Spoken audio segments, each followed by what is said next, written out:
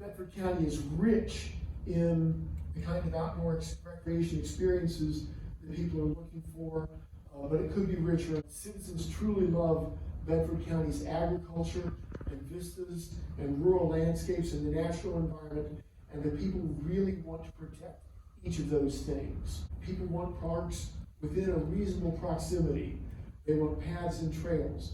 And so the yellow lines are for the year 2000, the red lines are for 2020. And you'll notice that 65 plus increased dramatically. That's over 120% increase.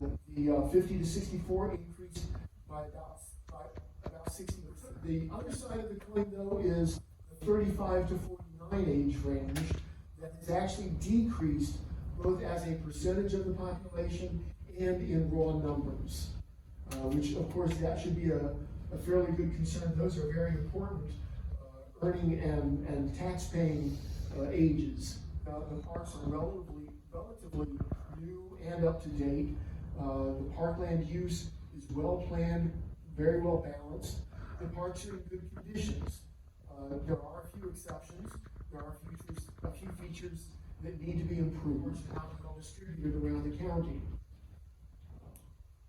So we should be considering the ways to add more parks, more small targeted parks perhaps, that will respond to that. In an interview with DSS staff, that's social services, a concern was raised that this distribution problem of parks could be fostering some unfortunate behavior problems by not giving appropriate outlets to kids in their formative years.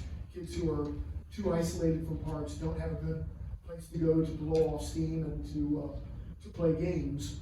We work with the steering committee. You can see a few people there. You can see a couple of them in the audience right now.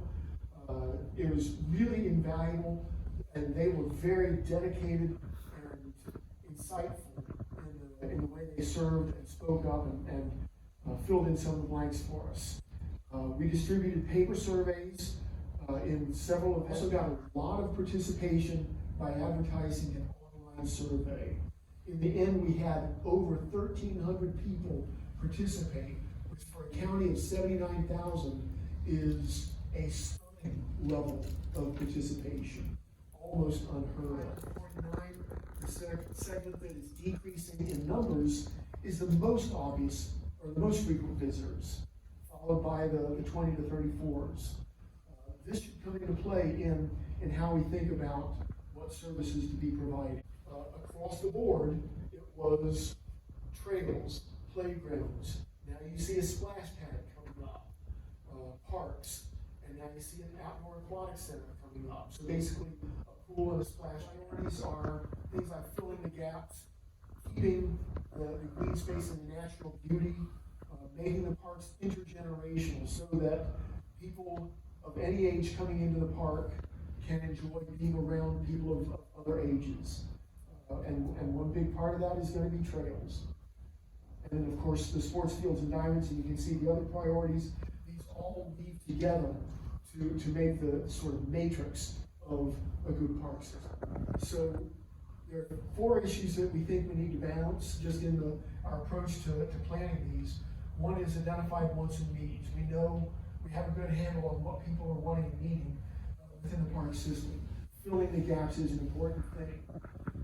Population density I throw in there because you have areas of the county obviously that are more densely and less densely populated. We want to put parks where they will be most used. And then a little bit of common sense, local knowledge, which the steering committee provided, and pragmatism. All these things enter into this. For picnic shelters, so you can see where people can get to a picnic shelter from within 15 minutes of their home. The red dashed areas suggest where there are gaps, where not only there's a lack of a facility, but there's also enough population, a little bit denser population to make it serviceable to put another of those facilities in.